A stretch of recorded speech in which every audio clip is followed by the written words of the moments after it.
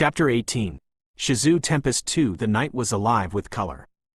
On the hilltop overlooking the vast valley, Shizu stood quietly, the cool wind brushing through her dark hair as if nature itself wished to touch her one last time before her life changed forever. Each strand shimmered beneath the brilliant glow of the fireworks that bloomed above, bursts of crimson, gold, and sapphire painting the heavens with their fleeting beauty. Their reflected light shimmered across her eyes, wide and astonished, as she watched the sky ripple with color. The faint scent of rain hung in the air, mingling with the earthy aroma of the grass beneath their feet and the delicate fragrance of the flowers Rimuru had conjured for this moment, flowers that glowed faintly with his magic, their petals swaying gently in the night breeze. Beside her stood Rimuru. He was dressed in elegant, formal attire that blended his otherworldly grace with human tradition. A dark coat embroidered subtly with gold, the collar open just enough to reveal the white shirt beneath. His golden eyes gleamed with quiet intensity as he looked at her, not the fireworks. To him, no color in the sky could rival the glow reflected in her eyes. He turned toward her, a small, genuine smile tugging at his lips. Shizu. His voice was calm, but the quiet weight behind it made her heart flutter uncontrollably. I faced countless challenges, wandered countless paths, and met many souls along the way. But through it all, there is one truth I cannot ignore: you. I cannot imagine a future without you by my side.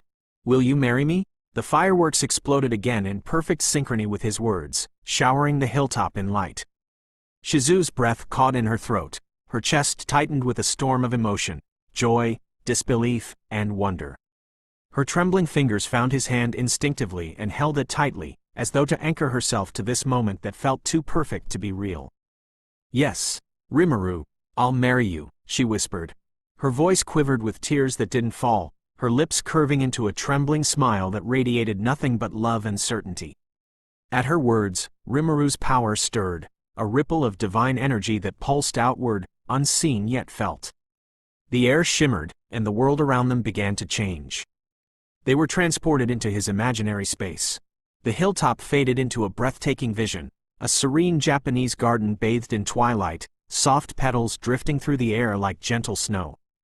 Paper lanterns swayed in a rhythm only the wind understood, casting golden halos of light over the wooden bridge arched above a koi pond. The pond mirrored the lanterns and the lingering fireworks, their reflections shimmering like liquid stars. It was a world shaped by Rimuru's heart, a dream of devotion brought to life. Seal, Rimuru called softly. The blue-haired girl appeared beside him, her red eyes sparkling with excitement. Her expression, usually calm and composed, carried a rare hint of warmth tonight.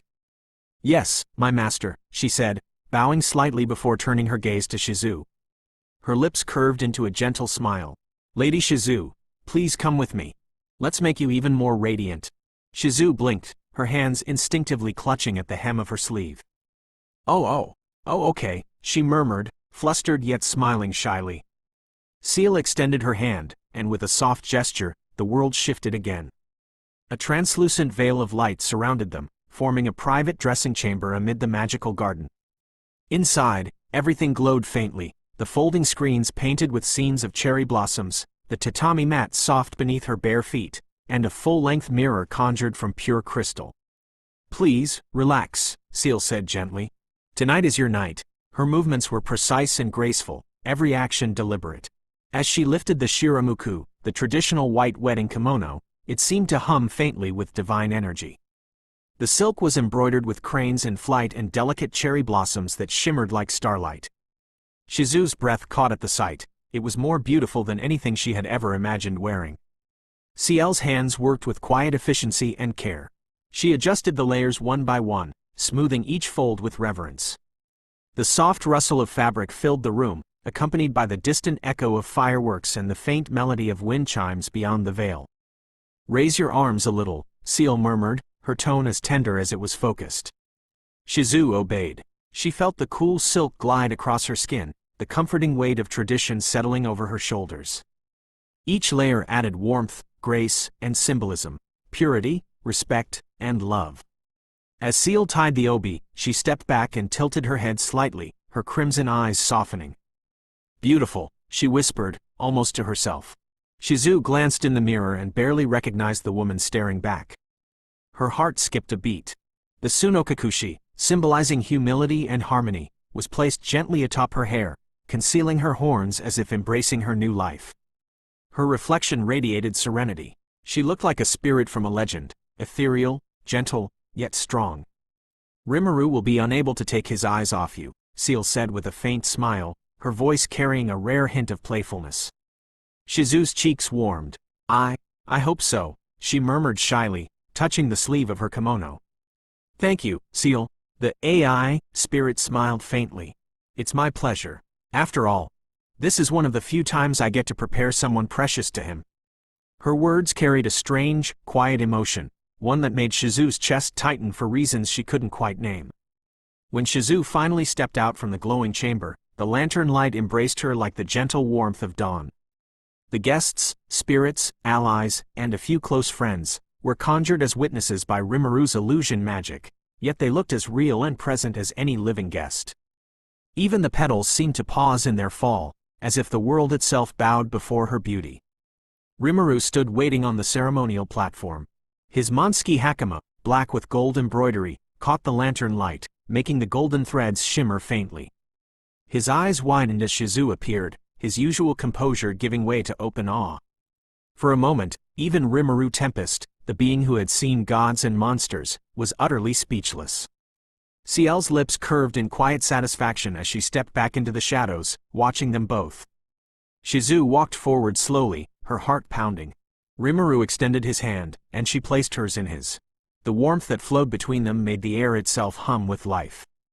They stood before the ceremonial altar beneath a cherry tree in full bloom. The petals glowed faintly, drifting down in lazy spirals, and the night grew quiet. No fireworks now, just the soft sound of wind and the rustle of silk. They followed the Sansan Kudo tradition, 3 cups, 3 sips, shared between 2 hearts. First, Rimuru guided the cup to Shizu's lips as she drank. Second, she held the cup to his hands as he drank. And third, they shared the final sip together, a quiet, sacred exchange of trust and eternity. I promise, Rimuru whispered, holding her hands and meeting her gaze, to protect you, to cherish you, and to stand by your side for all the days to come. Shizu's chest swelled with emotion, tears welling in her eyes. The night sky, the garden, and the gentle presence of everyone around them shimmered softly, each light a reflection of their shared love. For the first time since her long and lonely journey through worlds, Shizu felt complete. And as the wind carried the last petals across the glowing pond, the heavens above shimmered once more, this time not with fireworks, but with the light of 2 souls bound forever. 1. Rimuru closed his eyes for a moment, the gentle smile on his lips never fading. The night seemed to hold its breath as the air around him began to hum softly. Golden threads of light seeped from his chest, swirling and dancing between his hands like living ribbons of energy. Shizu's eyes widened as she felt the pulse of his power, deep, rhythmic, alive. Rimuru, what are you doing? She asked softly, worry threading through her voice. Something special, he replied, calm but firm. His tone carried the quiet warmth of certainty, the kind that made her heart ache. The glow from his chest intensified, like a heartbeat made visible, each pulse resonating through the garden. Then, before her eyes, a fragment of light burst forth from within him, pure, brilliant, and radiant as a newborn star. The light shifted, taking form under his control. Magicules weaved together, condensing into a flawless diamond, clear as the morning sky, yet glowing faintly with the rhythm of Rimuru's own heart. Shizu gasped, her voice trembling. Rimuru, that's your core. You're drawing from it. Stop, please. You could hurt yourself. Rimuru looked at her and chuckled softly, his golden eyes full of warmth. It's okay, Shizu. It's just a small fragment. A piece of me. I can regenerate my core again. That's not the point, she said, clutching his sleeve tightly, her eyes glistening with fear. You shouldn't have to risk even a piece of yourself for this. He reached out, gently cupping her cheek with his glowing hand. Hey, he murmured, his voice soft and reassuring, this isn't a risk. It's a promise. I wanted to give you something that's truly mine. Something that carries my heart, my life, and my love. Her breath hitched, her protest dying in her throat. The warmth radiating from his touch, the sincerity in his gaze, it melted the fear right out of her chest, leaving only love and awe. The radiant diamond shimmered between his palms, reshaping into a delicate ring. The metal around it wasn't forged but grown woven from his magic, silver and gold intertwining in perfect harmony. The gem at its center pulsed faintly, echoing the beat of his heart. Rimuru exhaled slowly as the light from his chest faded, his aura settling back to its normal rhythm. "See," he said with a soft grin. "All healed. My core regenerates faster than you think." Shizu stared at him, torn between relief and exasperation. "You idiot," she whispered, tears slipping down her cheeks. "You scared me." He laughed gently and took her hand in both of his. "Sorry," he said quietly. "But now, wherever you go, you'll always carry a part of me." She looked down as he lifted her left hand, her breath catching when he slid the ring onto her finger. The diamond glowed warmly against her skin, resonating with her aura until it pulsed in time with her heartbeat. The warmth spread through her chest, gentle, steady, alive. It felt as though his soul itself was whispering to hers. Rimuru smiled, brushing his thumb across the back of her hand. "Now," he said softly, "it's where it belongs." Shizu gazed at the ring, then back at him, her voice trembling with emotion. "It's beautiful, but what's even more beautiful is you being here with me." He chuckled, golden eyes softening. "You really think a little core extraction could stop me? Please, give me more credit than that." She laughed through her tears and shook her head. "You're impossible." "Yeah," he said with a grin, his voice low and fond, "but I'm yours." Their hands remained intertwined beneath the lantern light, the ring between them glowing softly, alive, eternal, and beating with the rhythm of both their hearts. The world around them began to shift once again. The air rippled like a pond touched by starlight. A soft pulse of magic expanded from beneath their feet, swirling in gentle waves that shimmered gold and blue. The scent of flowers and the faint echo of distant bells faded into silence. The garden, the lanterns, and the lingering glow of their vows dissolved into light, warm, weightless, and all-encompassing. In the next instant, they were standing once more inside their living room in the central world of Tempest, the same place they had left behind before their journey to Japan. The room was quiet except for the soft hum of the fireplace and the faint, steady rhythm of magic in the air. Shizu blinked, adjusting to the familiar surroundings. Her eyes wandered slowly over every detail: the couch, the low table, the window where moonlight spilled in a silver stream. A small sigh escaped her lips. "So, we're back," she murmured softly. There was a subtle note of disappointment in her voice, one that Rimuru immediately caught. He didn't speak, just watched her with a patient smile as she looked around, her thoughts drifting far beyond the walls of their home. For her, those 3 months in Japan had been like a dream, a stolen eternity of peace in a world that had once only given her sorrow. Every moment was vivid in her mind: the taste of ramen from a tiny street stall, the sight of cherry blossoms falling over neon-lit streets, and the feel of warm rain as Rimuru held an umbrella over her, smiling softly. And the nights, those quiet nights where she fell asleep in his arms, believing, perhaps for the first time, that she truly belonged somewhere. Her mind wandered again, unbidden, back to those nights they had spent together. Sharing the same room, the same bed, his warmth surrounded her, his breath brushing against her skin. The way his heartbeat lulled her into sleep, and the quiet strength in his arms that made her feel safe, cherished, loved. Just thinking about it made her cheeks turn crimson. She pressed a hand over her mouth, trying in vain to hide her bashful grin. Rimuru, of course, noticed immediately. "You're thinking something embarrassing again, aren't you?" he teased lightly, a playful glint in his golden eyes. Shizu froze, her blush deepening. "And no, I'm not," she stammered, flailing slightly as her voice rose an octave higher than usual. Rimuru chuckled softly, his laughter warm and teasing. He stepped closer, brushing a stray strand of her dark hair behind her ear. His touch was gentle and affectionate. "Shizu, now that you're my wife," he said quietly, his tone soft but carrying an unmistakable pride, "you're also my demon queen." The words seemed to echo in the air, resonating with a deep, otherworldly hum. Shizu blinked, her breath catching in her throat.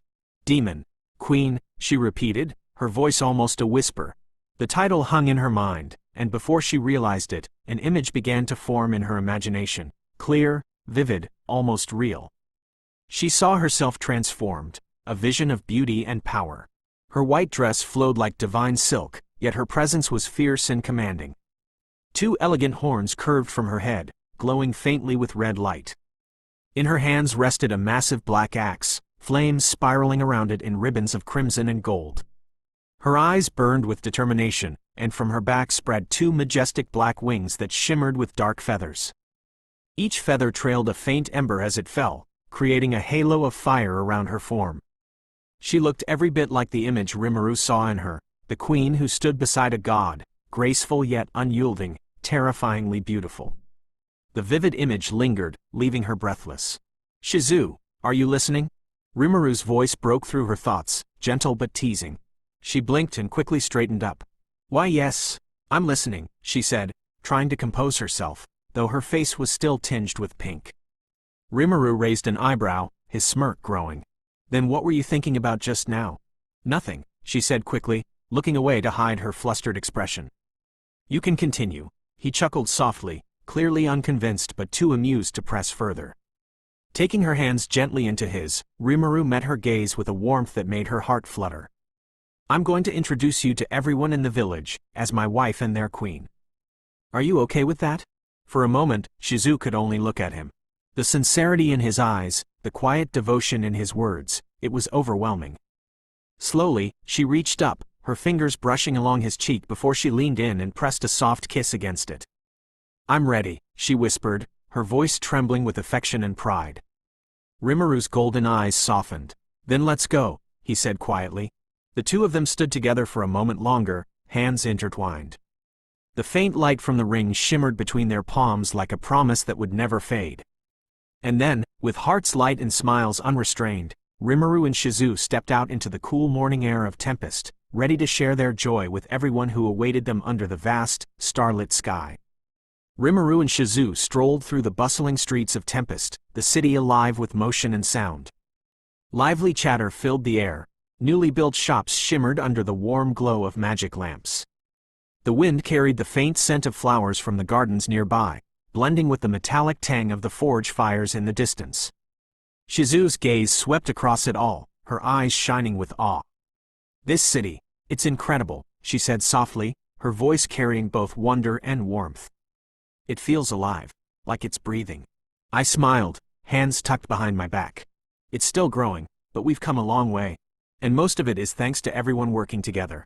Shizu glanced up at me with a soft smile, completely unaware of our inner exchange. "You've built something beautiful here," she said gently. Her words warmed me in a way I couldn't quite describe. For a moment, the world felt peaceful. Just the two of us, hand brushing against hand as we walked down the wide stone path under the morning sun. Then boom! A thunderous crash shook the air, followed by several terrified screams. Dust shot up into the sky like a sandstorm. I blinked. That doesn't sound like morning exercise. Correction, that sounds like Saphira.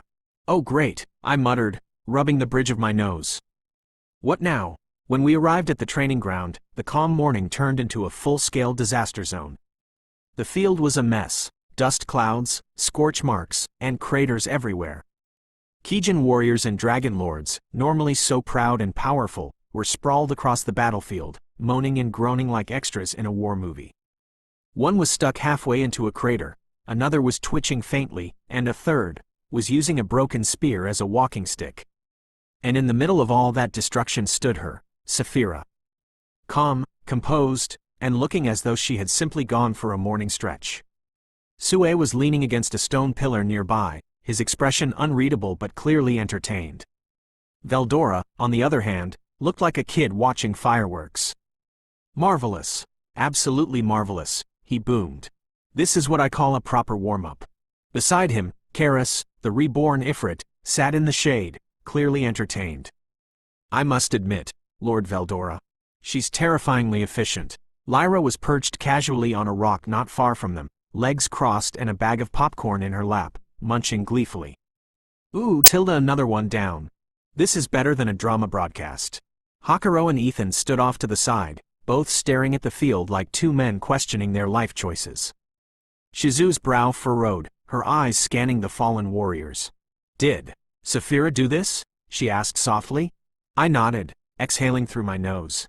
"Yeah, she did, and I don't think any of them could survive even a single slap from her." "Statistically accurate," Seal confirmed serenely, Her average output during sparring exceeds standard training tolerance by 972%. That's your polite way of saying she hits like a truck, isn't it? Precisely. Shizu blinked, her eyes wide. She's really that powerful? I looked over the battlefield again, shaking my head slightly. She has power equal to a true dragon. Right now, she's my second strongest subordinate. Third, if you count me. You don't count, Seal. You're me. Precisely. Which means you're both first and third. Why are you like this? I sighed and continued. I think it hurt their pride more than anything, getting completely beaten by a girl. Shizu's lips parted slightly, her expression softening with sympathy. That must have been painful for them. I looked around at the scene, dust, groans, and Veldora's laughter echoing across the field, and nodded solemnly. Yeah, painful, and probably traumatizing. Rimuru stepped forward, his hands glowing faintly as a wave of soft, golden light began to radiate outward. The air around him pulsed with warmth, carrying the soothing hum of divine energy. The glow spread across the battlefield, weaving through the dust and over the fallen warriors. Cuts sealed, bruises faded, and the sharp ache of broken bones eased as his magic washed over them. Groans of pain slowly melted into sighs of relief, and one by one, the defeated fighters pushed themselves up, bewildered by the miraculous recovery.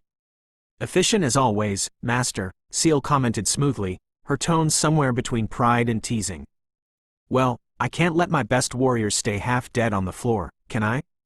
It would make for a stronger training regimen. Remind me never to let you design a workout plan. As the last of the light dimmed, Rimuru's gaze shifted toward the center of the chaos. Saphira stood there, arms folded, expression serene, wings faintly shimmering with residual energy. Despite the destruction she had caused, there wasn't a single speck of dust on her. Her posture carried the effortless grace of a queen, but the intensity in her eyes reminded everyone present that she was no mere beauty, she was power incarnate. Rimuru approached her, his tone calm yet edged with authority. Saphira, don't beat them this badly next time. They could have died. The jellyfishkin tilted her head slightly, a small, knowing smile forming on her lips. They're still alive, aren't they? She replied coolly. I'll make sure to defeat anyone at the brink of death, not beyond it. Her answer was so casual, so confident, that it left even everyone momentarily speechless. Well, she's got that same brand of logic Veldora uses. Rimuru nodded faintly. He didn't scold her further. After all, she hadn't been the one to start this mess. She was just responding to those who had dared to provoke her. As his healing light faded completely, the last of the warriors stood, still shaky on their feet but alive. Their gazes, however, had all shifted toward the same point, toward the woman standing gracefully beside him. Whispers rippled quietly through the crowd, voices hushed yet filled with curiosity and awe. Who was she? Why was she standing beside Lord Rimuru? And why did she feel so powerful? Shizu, sensing the weight of their stares, kept her composure. Her gentle yet steady presence carried an undeniable strength that drew every gaze to her naturally. Rimuru cleared his throat, ready to speak. Everyone, this is... But before the words could leave his mouth, a sudden surge of heat flared beside him. He turned instinctively, just in time to see Shizu's body enveloped in roaring crimson flames. Her aura burst forth, a fiery wave that rippled through the air, forcing even seasoned warriors to step back. Her golden eyes burned with fury, locked on something, or rather, someone. Rimuru's gaze followed hers. Standing at the far end of the training field, calm as a still lake despite the growing inferno before him, was Ifrit, now known as Karis, Veldora's subordinate. His expression was, he's scared. The heat thickened between them, tension crackling in the air like the moment before a storm. The flames around Shizu flared higher, her power resonating with deep emotion, anger, pain, and recognition. And before anyone could say a word, a blade formed in Shizu's hand, forged from blood-red fire, and she attacked Karis. He tried to avoid the strike, but she still managed to cut his hand. The air around them trembled. Karis clutched his bleeding hand. Flames licked the wound as if mocking his failure to dodge. His crimson eyes narrowed, a faint infernal spark flaring there, the same blaze Shizu remembered all too well, the same heat that had once consumed her and scarred her soul. Shizu answered with a roar of flame. Crimson and gold braided together, a storm of light and heat that made the hairs on the back of everyone's neck stand up. Her hair danced in the updraft, her eyes hard as forged steel. Every breath she drew crackled with power. "Do you remember," she whispered, voice trembling with suppressed rage, "the pain you gave me?" Karis straightened, muscles tensing, but his tone was eerily calm. "I do," he said. "And I deserve what comes next." His words only fed her fury. "Then face me properly," she shouted, and blasted forward in a flash of red. Her blade was nothing but condensed flame, pure, honed hatred made steel. It swept through the air with a precision honed by memory and grief. Karis barely had time to raise a fire shield. The clash detonated like a miniature sun. The training field shuddered. Heat waves rolled across the ground. Dust and smoke erupted outward, stinging the eyes of the onlookers. From the haze, Karis lunged, a shadow forced to retreat, his right arm scorched, footing uneven. He managed a staggered parry, but Shizu's heel slammed into his ribs and sent him skidding into the dirt. "Fight back," she barked, voice booming. "You were never this quiet when you tried to take over my body." Karis coughed, embered blood flecked his lips. Because now, he looked up, and for the first time his eyes held not cruelty but an honest, hollow regret. "Now I understand what I did to you." For a heartbeat she hesitated. Regret was not repentance. The memory of nights spent haunted by what he'd done sat like a stone in her chest. But the pause was brief. Anger rose, hotter. Understanding doesn't erase the scars. She moved like lightning, blade a streak of sunlight and fire.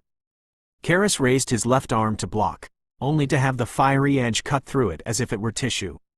His arm crumbled, burning to ash before it hit the earth. A keening cry tore free of him. The crowd froze. Even Veldora's vast chest tightened. The great storm dragon took an involuntary step forward. "Rimuru, if you don't stop her now, Karis will. Don't interfere." Rimuru's voice cut through the chaos, cold and final. Darkness gathered around his words, and for a moment sound itself seemed to thin. "This is a fight between them. Anyone who moves, dies." Silence fell absolute. Not even Veldora dared more than a whisper. On the field, Shizu stood over Karis like a burning goddess of retribution. Flames licked her skin but did not harm her. The sword pulsed in time with her heart, alive with fury. The light painted everything gold and crimson. The shadows between them looked small and ashamed. Karis lay broken, legs refusing to obey, wings singed and half melted. Still, against all reason, he smiled faintly. "You've grown stronger than I could ever imagine," he said, voice thin. Shizu said nothing. She lifted the blade. Karis made no move to defend. Her sword fell again, this time severing both his legs in a blinding sweep. The ground split with the force of it, and Karis hit the earth with a sound that made the onlookers flinch. He writhed, pain painting every line of him, but he did not scream. "Do you feel it?" She ground out through clenched teeth. "The helplessness you made me feel? The fear that never left me?" Karis lifted his head, meeting her burning gaze. "I do. Every second of it. I've relived it in my memories. What I did to you, it was unforgivable." The fire blade hovered at his neck. The world narrowed to heat and the thrum of blood. He continued, voice raw but unmistakably sincere. "I killed your friends. I tried to take your body. I destroyed everything you loved. Back then, I was nothing but a puppet, Leon's monster. But even puppets have blood on their hands. I won't run from it." Shizu's hand shook. The flames about her guttered for a fraction of a breath. "I hated you," she whispered. "Every night, every time I looked at my reflection, I saw you. The monster inside me." Karis managed a faint, weary smile. "Then let my end be your freedom." For a long, suspended moment she said nothing. The silence between them was heavy with years of pain, guilt, vengeance, and memory. Then, almost imperceptibly, she let the blade dissolve. The fire collapsed into harmless embers that drifted to the ground and died. Her voice, low now but carrying to every corner of the training ground, said, "I will not kill you, Ifrit." The former spirit closed his eyes. Sweat beaded on his brow, tiny tremors betraying how close he'd been to fear made manifest. "Thank you, Shizu." She looked at him once more. "But do not think I forgive you. If you try anything, if you even think of hurting others again, I will cut your neck with my own blade." The words were flat, unadorned. A promise and a warning. Then she turned and walked back to Rimuru's side, flames subsiding into a simmering heat that clung to her like a second skin. Karis, still on the ground, croaked an order.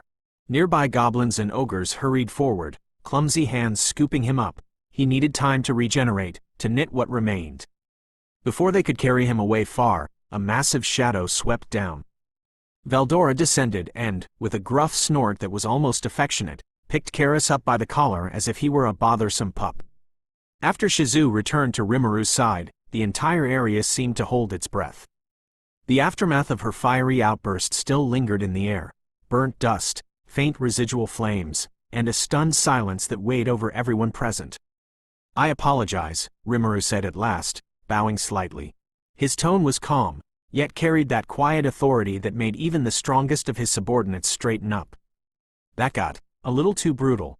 Shizu didn't mean to go that far. Well, maybe just a little, but still, I apologize for the mess." A ripple of murmurs spread through the crowd. The goblins and Kijin exchanged uncertain looks, unsure if it was safe to laugh. Even the ogres stood frozen, wary but curious. Rimuru turned toward them again, his golden eyes glowing faintly under the afternoon sun. Shizu stood beside him, her hair still fluttering with the heat that lingered around her. He glanced at her, and for a brief moment, everything else seemed to fade. "I know you're all wondering who this woman beside me is." A faint smile curved his lips as he slid an arm around her waist, pulling her close. Shizu blinked up at him in quiet surprise, her cheeks tinting pink, but she didn't pull away. His warmth against her side sent a faint tremor through her heart. "Let me make it clear," Rimuru continued, his voice steady but filled with affection. "Shizu is my wife." The silence that followed could have shattered the sky. Benimaru froze mid-step, one hand half raised as if to speak.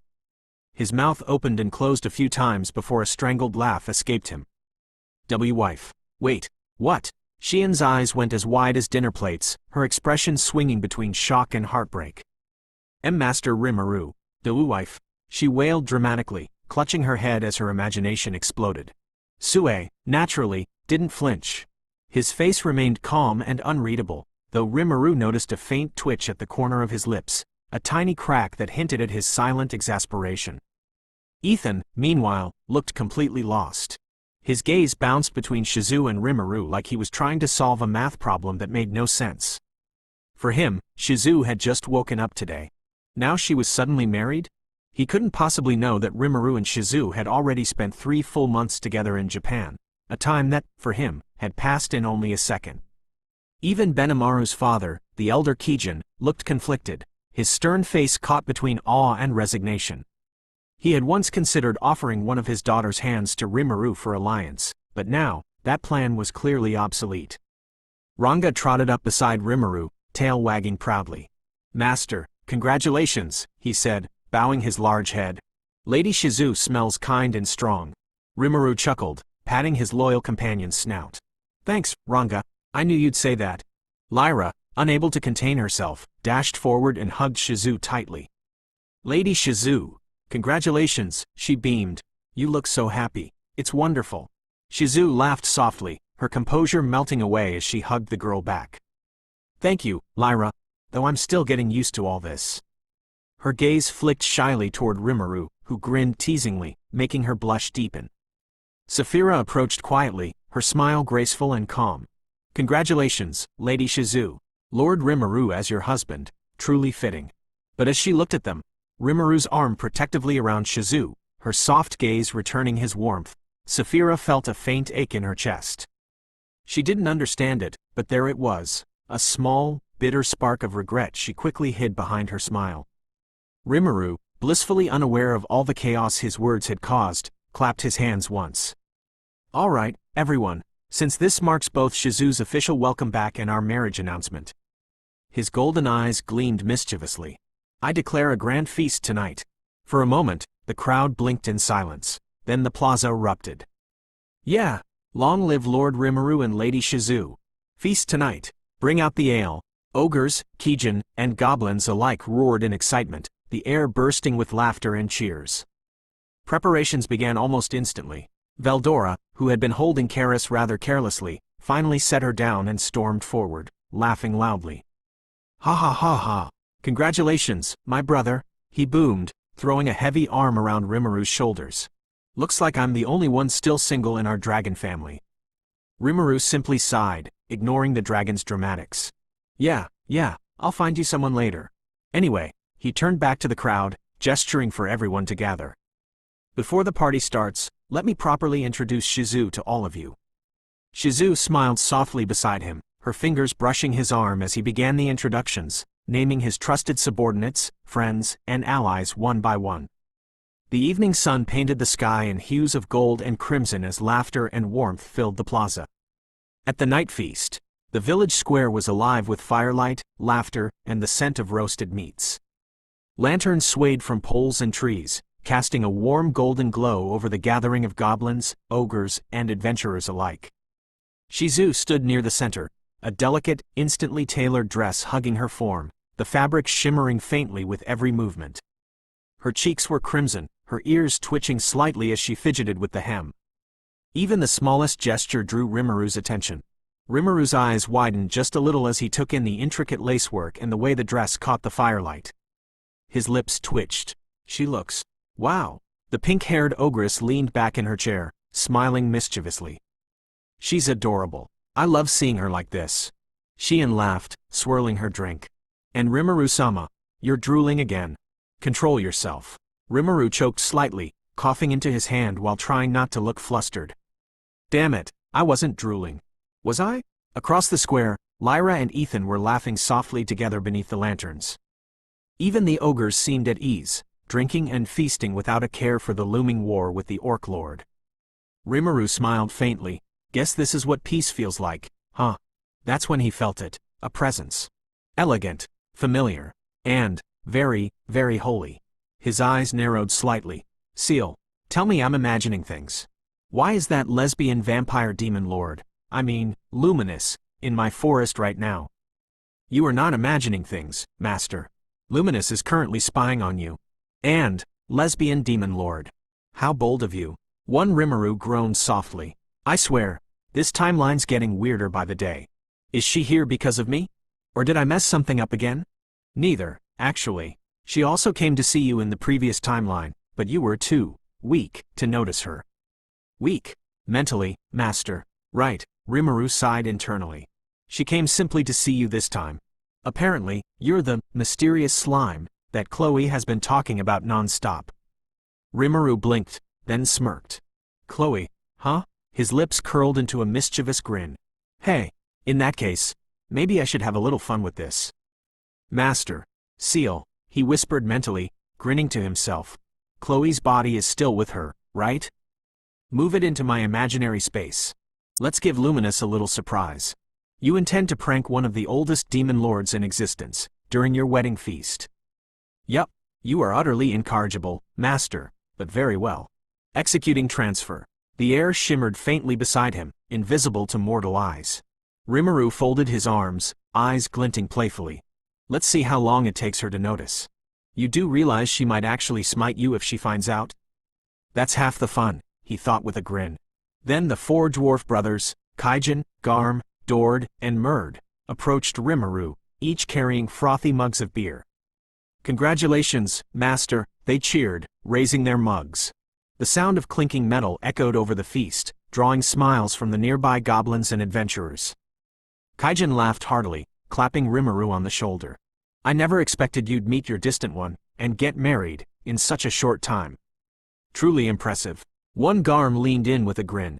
Yeah, you're really moving fast, Rimuru. Didn't even give us time to prepare our speeches. Murd chuckled, shaking his head.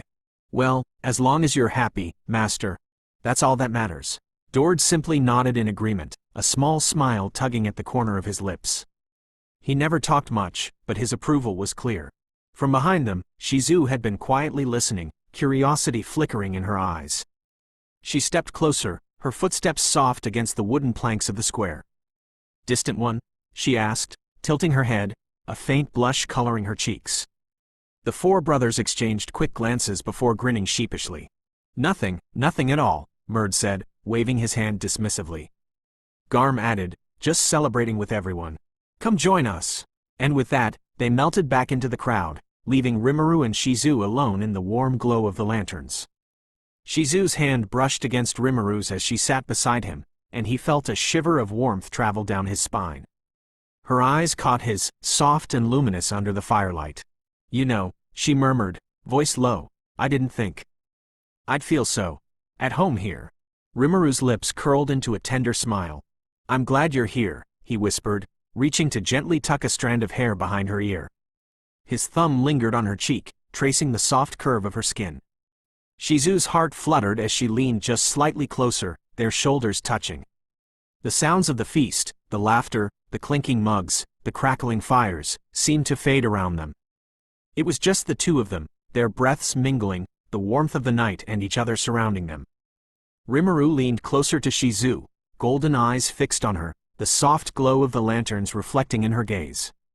His hand hovered near hers, ready to bridge the small distance between them, when a sudden, thunderous voice shattered the quiet. "Rimuru!" Shizu's heart nearly jumped out of her chest. The sheer force of it made her stumble back slightly, and Rimuru's ears twitched in irritation as a massive shadow loomed behind him. "What do you want, Veldora?" Rimuru asked, voice tight, a mix of exasperation and amusement. "I want a special wine. The silver current reserve from the River of Silver. Nothing else will do." Veldora's voice boomed, echoing across the square, rattling lanterns and drawing startled looks from the nearby goblins. Rimuru exhaled, running a hand through his black ponytail. "Fine, fine." He snapped his fingers, and a crystal bottle appeared, glowing faintly in his hand. The liquid inside shimmered like molten silver, catching the firelight with a strange, almost hypnotic glow. "Here, take it and leave, before you scare everyone else again." Veldora's grin widened, teeth gleaming. "Ah, perfect. You truly understand me, Rimuru." With a gust of wind, he vanished, leaving only a faint shimmer behind. Shizu's breathing slowly returned to normal, though her heart still raced. I never expected I'd actually meet Veldora the Storm Dragon in my life." "I was when you told me he is Veldora and your brother," she murmured, eyes wide. And that he'd look like a human." Her mind involuntarily conjured a vivid image, more real than any memory. A towering figure wrapped in raw, primal power. Shadow-dark skin stretched over rippling muscles. Wild white hair framed a fierce, draconic face. Golden eyes burned with untamed energy, streaked with crimson marks that pulsed like living lightning. A sharp grin revealed jagged fangs, radiating danger and pride, while a deep blue cloak billowed behind him like a storm made flesh. This is what Shizu thinks Veldora looks like if he has a human form. Turning her gaze back to Rimuru, awe mingled with curiosity. What did you give him?" Rimuru's lips curved into a sly smile. "It's a special kind of drink. Even poison resistance can't counter it. I drank the same myself." Shizu's eyes widened, a spark of excitement flickering within them. "Then, give me some. I can't get drunk anyway because of my resistance, but I want to see what it's like." Rimuru's golden eyes gleamed with playful caution. "Careful, this isn't an ordinary drink, it's made only for people like me. But, if you insist." He produced a small, elegant crystal glass, the liquid inside shimmering like liquid moonlight, and handed it to her. Their fingers brushed lightly, and a faint shiver ran through both of them. Shizu accepted it, her gaze locked on Rimuru's, and lifted the glass to her lips. She drank, and in one single sip, it hit her far too hard. The wine glass slipped from her hands, landing on the ground with a soft clink, crimson liquid spilling like a blooming flower across the wood. "Shizu, are you all right?" Rimuru exclaimed, half rising. "I'm all right, I'm just a little hot," she said, and this time it was obvious from her face that she was weak on alcohol. One before he could react, she leapt into his arms, soft, sudden, and warm. Her flushed face pressed against his chest, leaving a faint lipstick mark on the pristine white fabric, and her delicate hands clutched at his coat as if afraid he'd vanish the moment she let go. Her breath trembled as she whispered, voice raw and quivering, I love you, Rimuru. You saved me. I've felt more alive these past months than I have in years. Now that Ifrit is gone, I can finally live freely, and I realized, without you, my life feels empty." Rimuru's face turned crimson. Shizu, calm down, you're drunk." But she didn't stop. Her lips curved in a teasing smile, her eyes half-lidded and dreamy. "Anata," she whispered, the word rolling off her tongue like honey. Rimuru nearly choked. His face went redder than her wine. "Anata? Oh, what are you?" Her hands slid up his chest, tracing the rhythm of his heartbeat through the fabric. She rested her cheek there, breathing unevenly, and then her fingers brushed along his jawline, slow, searching, trembling slightly, as she lifted his chin. Her violet eyes shimmered with heat and affection, soft enough to melt even a demon lord's resolve. For a heartbeat, the world seemed to stop. The music, the laughter, and even the flicker of lanterns faded into nothing but her gaze. Then, "Kiss." Lyra's voice pierced the silence, followed by an avalanche of laughter and cheers. One by one, the crowd joined in. "Kiss. Kiss her, Lady Shizu. Kiss him." Shizu froze mid-motion, her face blooming scarlet. She pouted toward the crowd, adorably flustered. "Shut up. Because of you all, I can't focus on this kiss." The feast erupted in laughter again. Rimuru sighed, his face burning as he muttered under his breath, "You people never stop, do you?" Before he could say more, Shizu threw her arms around his neck and hugged him tightly. Her warmth pressed against him, her soft hair brushed his cheek, and her scent, cherry blossoms mixed with the faint sweetness of wine, flooded his senses. Rimuru blinked, then smiled helplessly. All right, time to get you home, Shizu. Calm down before you faint." But she didn't move. Instead, she lifted her head slightly, her eyes shimmering mischievously under the golden lantern light. "Carry me," she whispered, voice low and teasing, like a princess, "Anata." Rimuru froze. His mind screamed, "Don't do it," but his heart was already gone. He sighed deeply, smiling despite himself. "Fine, you win." With one smooth motion, he slid an arm beneath her knees and another around her back. His movements were steady, almost reverent, as if he feared she might melt away at his touch. The moment he lifted her, Shizu gasped softly and instinctively wrapped her arms around his neck, her body pressing closer to his chest. Her hair brushed against his chin, silky and light. Her skin glowed softly under the lanterns as she looked up at him, lips parted, eyes wide and shimmering. "Wow," she breathed out faintly. "You really are warm." Rimuru couldn't help but smile. "That's because you're freezing." Then don't let go," she murmured, nestling closer, her voice barely above a whisper. The crowd around them burst into laughter and cheers, cups raised high in celebration. "Look at them go! Lord Rimuru's finally showing his romantic side. Carry her gently, my lord." Rimuru sighed again, embarrassed, though his lips curved in a soft smile. "You're all impossible," he muttered, but his gaze never left Shizu's face. She laughed quietly, the sound melting into the night air.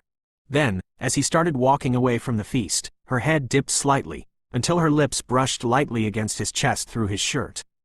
A soft, fleeting kiss. So faint he almost thought he imagined it. When he looked down, he saw the faintest red mark left on the white fabric, her lipstick, smudged like a small, blooming petal over his heart. "Shizu," he whispered, startled. She tilted her head up lazily, her eyes half open, her voice slurred with affection. "Now everyone will know you're mine." Rimuru's breath hitched. "You little tilde," she hummed, smiling dreamily. Her arms tightened around his neck, and her head nestled against his shoulder as he carried her down the softly glowing path of Tempest. Lanterns swayed gently in the breeze, petals fluttering around them like confetti. Every step he took echoed with the quiet rhythm of her breathing and the steady beat of his own heart. Her warmth seeped through his clothes, her hair brushed against his neck, and her every sigh made him feel just a little more alive. Rimuru glanced down again and whispered softly, "You're really something, Shizu." She smiled sleepily against him. "And you love that about me, don't you, Anata?" He chuckled quietly, tightening his hold just slightly. "Yeah, I really do." Behind them, the cheers and laughter of their friends slowly faded into the night.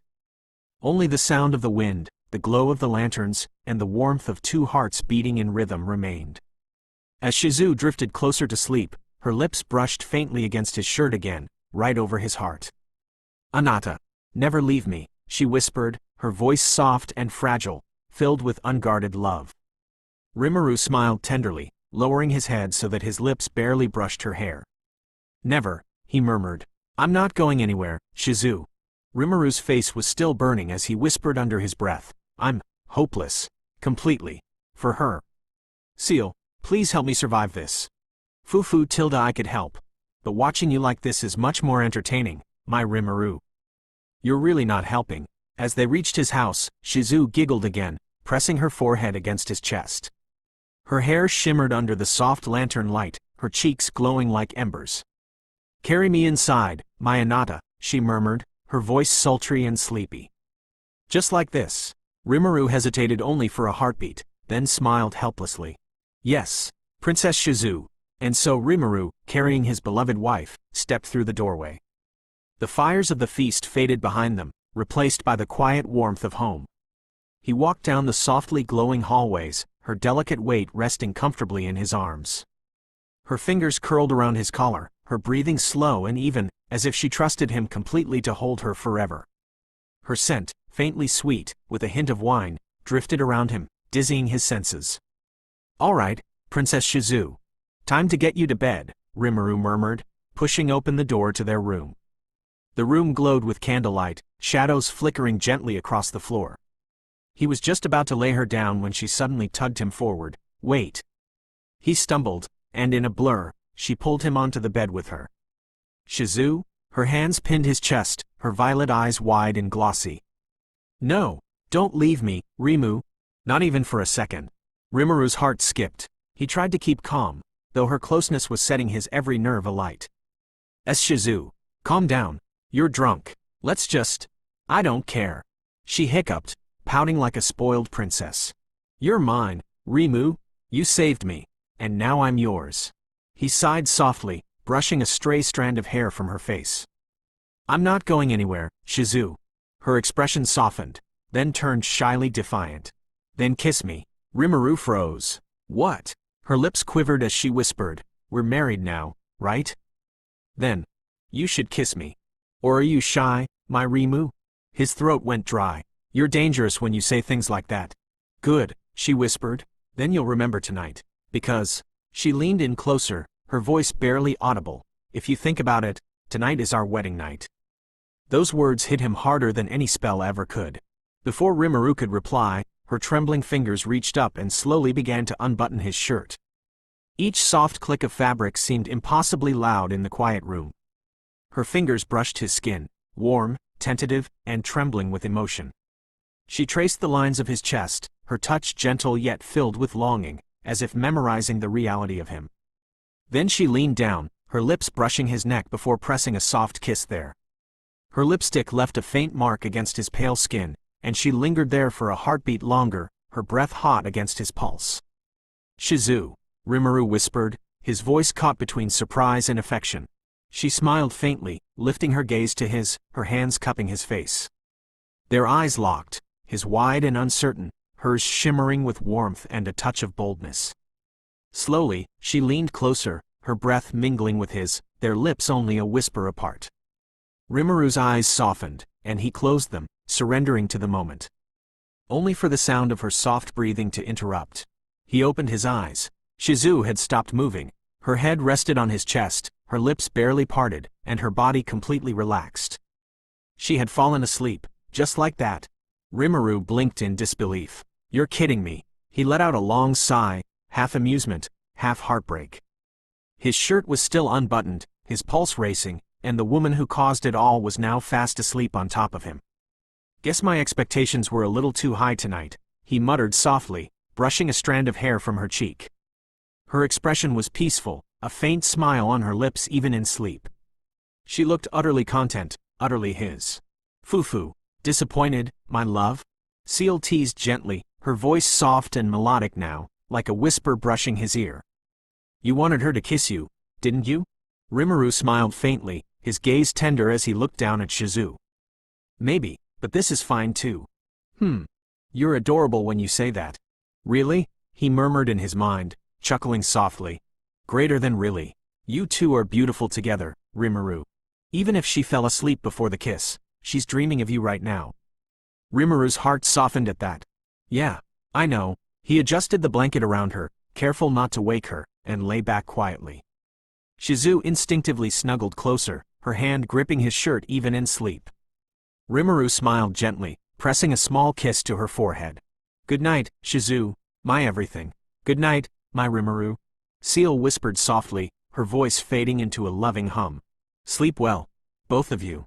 The candlelight flickered one last time before dimming out, leaving the couple bathed in moonlight, she resting in his arms, and the faint echo of Ciel's affection wrapping his heart in quiet warmth.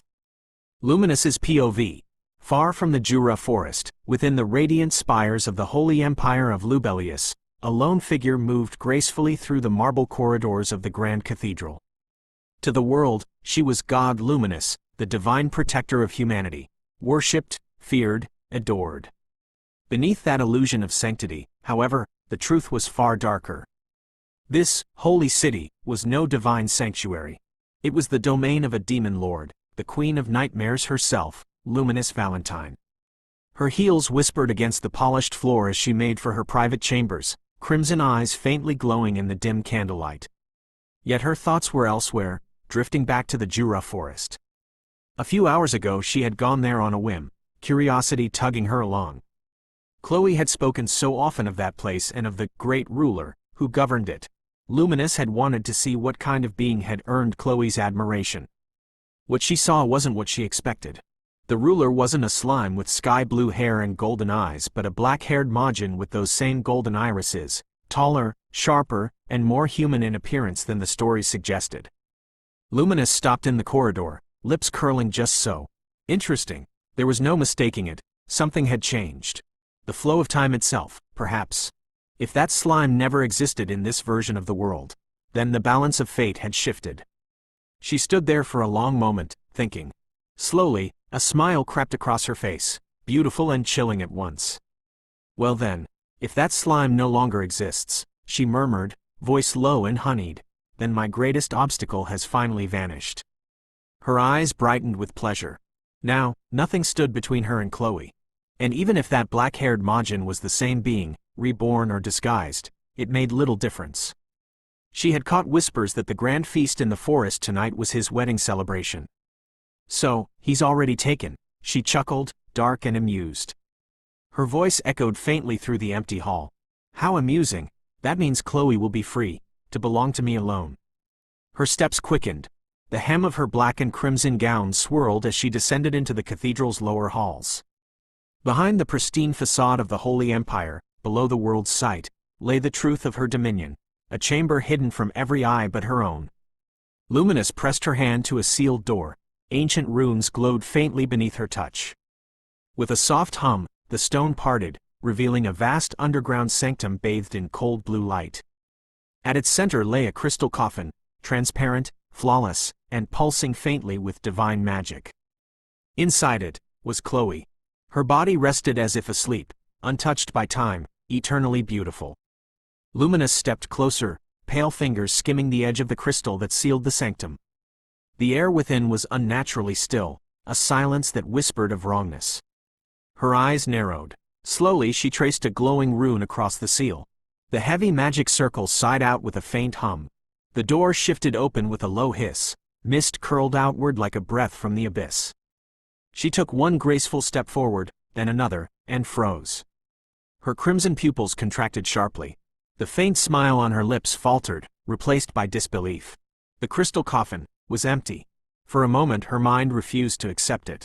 The space where Chloe had lain for centuries was bare. The faint outline of her figure lingered in frost upon the glass.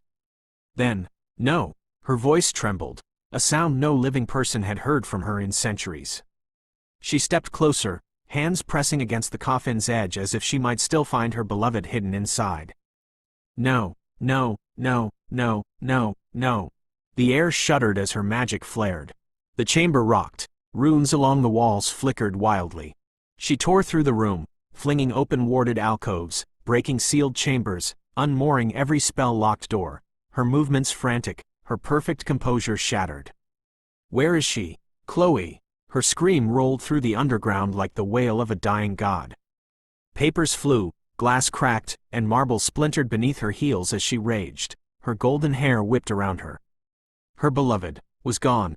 The one she had preserved, protected, and kept safe from the world, stolen. Breath ragged, she fell to her knees beside the shattered remains of a glowing rune circle. Trembling fingers brushed the coffin's cold surface once more. Her eyes burned with a mixture of fury and despair. Who dared take her from me? She whispered, voice trembling, fangs bared. I will tear this world apart if I must, I will. Her words dissolved into a growl. Magic surged, dark and divine braided together in chaotic waves that made even the sealed spirits in the walls wail. For the first time in centuries, luminous Valentine looked truly afraid. Not of an enemy, but of losing the only light she had ever loved. Above, unseen by her, a faint shimmer flickered in the air. A small crystalline sphere hovered, recording silently. A soft, feminine chuckle echoed from nowhere and everywhere at once. Fufu tilde quite the reaction. I believe Master will enjoy watching this later. It was CL's voice, calm, amused, and faintly teasing. The sphere pulsed once and then vanished into motes of blue light, fading as if it had never existed. Far away, in the peaceful city of Tempest, CL's presence slipped back into Rimuru's mind, her tone playful as always. Mission complete. I've retrieved Chloe safely, and, Master, she added with a hint of laughter, you're going to love the footage I've recorded. Then silence. Back in Lubelius, Luminous stood amid the ruins of her sanctum, crimson eyes glowing with a blend of fury and madness. Her voice was a trembling whisper. Greater than, Chloe. I'll find you, no matter what it takes. The candle flames guttered beneath the pressure of her magic. Darkness swallowed the room whole. Morning after. Soft rays of sunlight filtered through the sheer curtains, painting the room in a warm golden hue. The faint scent of roses and the lingering traces of perfume filled the air. Their room was spacious yet cozy, white walls draped with silken cloth, a low table near the window with a vase of freshly cut flowers, and a large bed covered in pale blue sheets now tangled from the night's rest. A gentle breeze slipped through the slightly open window, carrying the sounds of birds chirping outside. Shizu stirred, her eyelashes fluttering as her eyes slowly opened. A small ache pulsed in her head. Oh, what was that drink? She thought groggily, recalling the faint sweetness and warmth that had clouded her senses the night before. Her thoughts froze when she realized where she was, or rather, who she was with. She was nestled in her husband's arms, her cheek pressed against his bare chest. Rimuru's body was warm, his scent clean and calming. His arm rested protectively around her waist, holding her close as if afraid she might slip away. Her lips curved into a soft smile. So this is what it feels like, being his wife. She buried her face against him, her heart fluttering happily. He was hers, completely. Her movement caused him to stir. Rimuru blinked, his golden eyes open, strands of his loose hair falling across his face. When he noticed Shizu snuggled against him, a gentle smile spread across his lips. Morning, he said softly, his voice still slightly husky from sleep.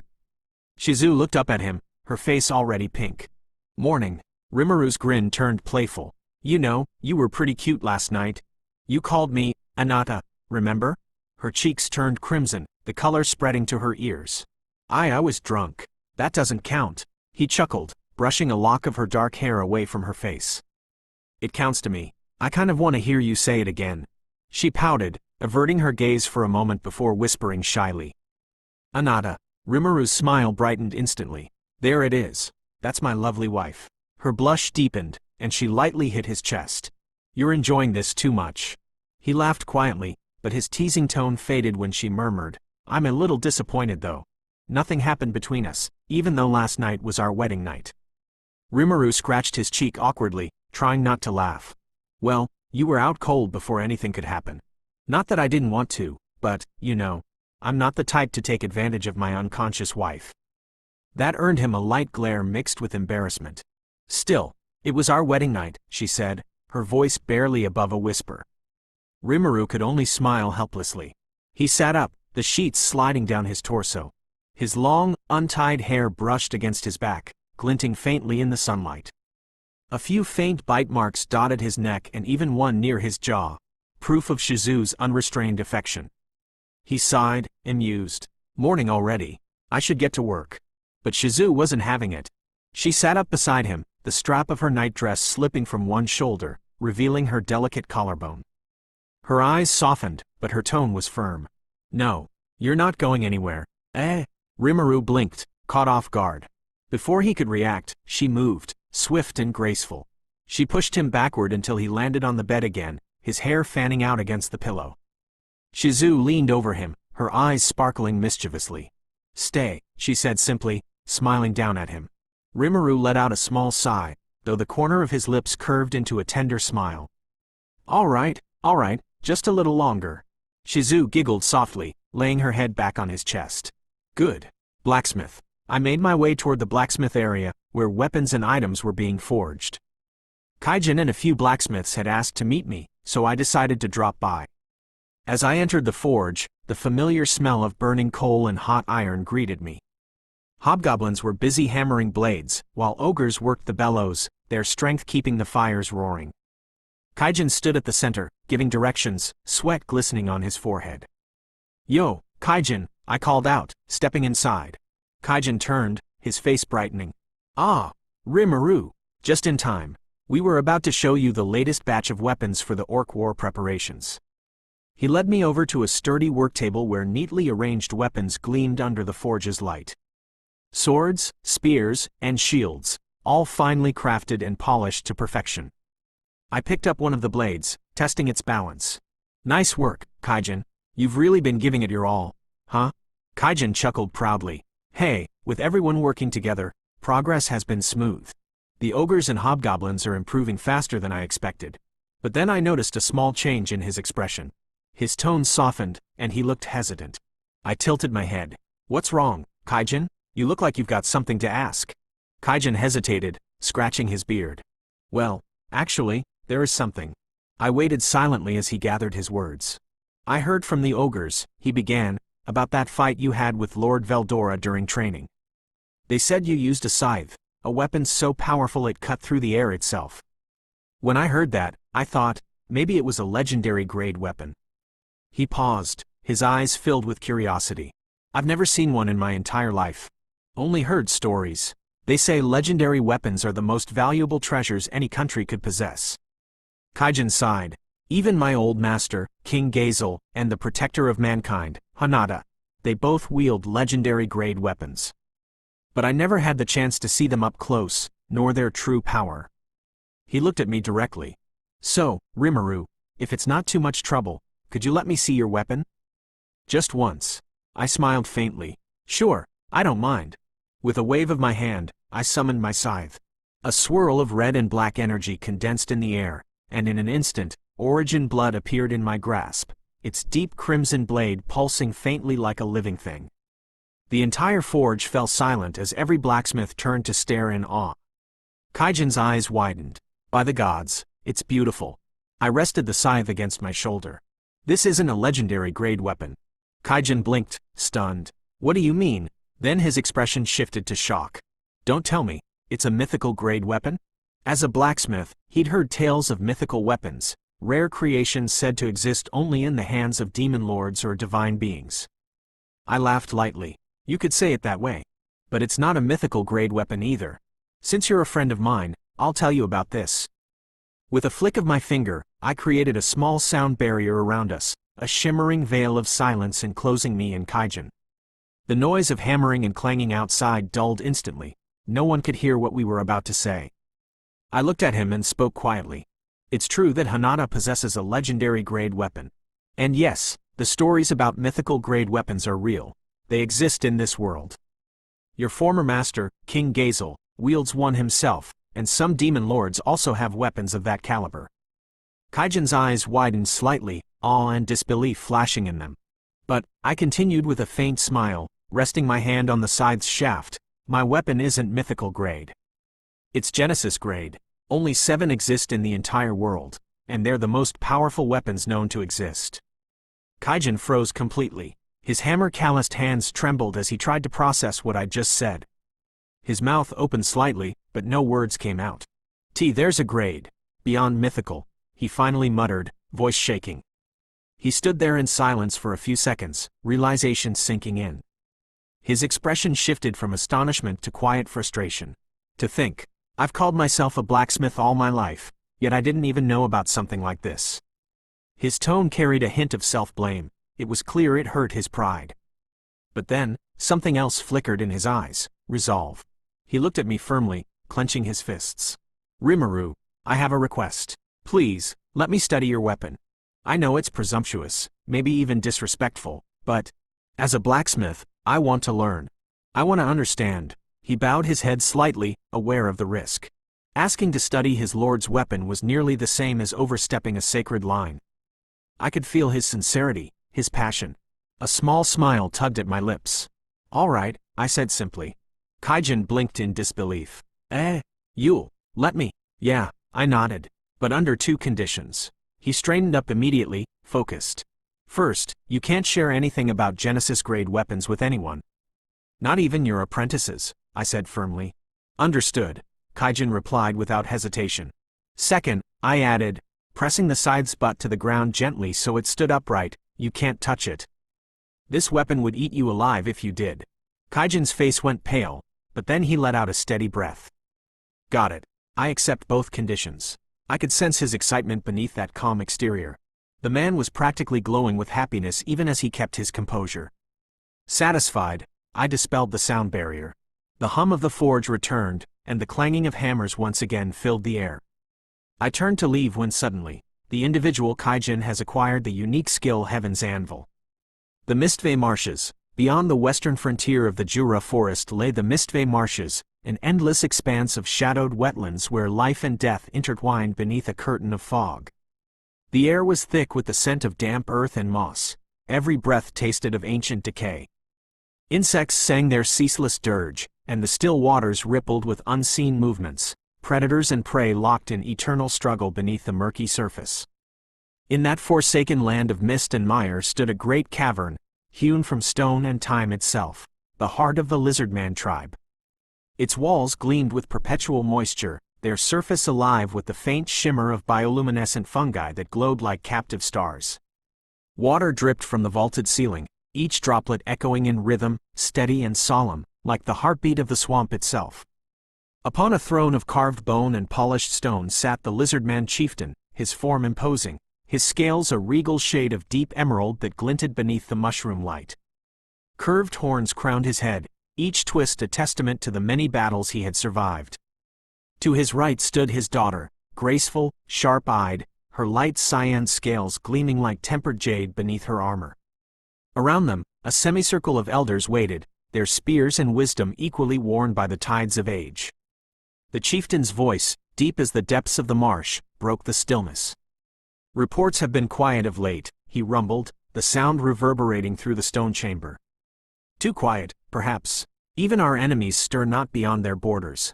A moment's hush followed, until the silence was shattered. The heavy doors burst open with a resounding crash, sending ripples of muddy water across the floor.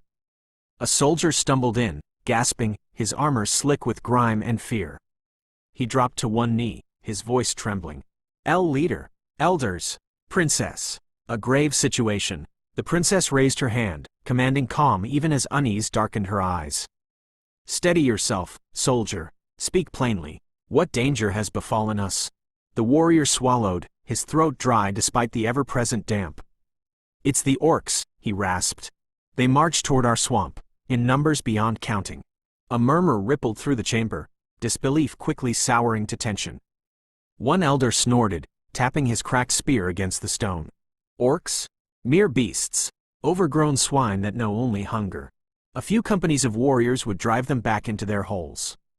The soldier shook his head violently, his voice rising with desperation. No, elder, you don't understand. It's their numbers. The chieftain's tail flicked once, a low growl rumbling in his throat. Numbers? The soldier drew a breath, steadying himself before delivering the news that would shake the marsh to its core. Our scouts have confirmed it. 200,000 orcs. Fully armed, marching in formation, the words struck like thunder. The elders stiffened, the princess's composure faltered. 200,000? She gasped. That cannot be.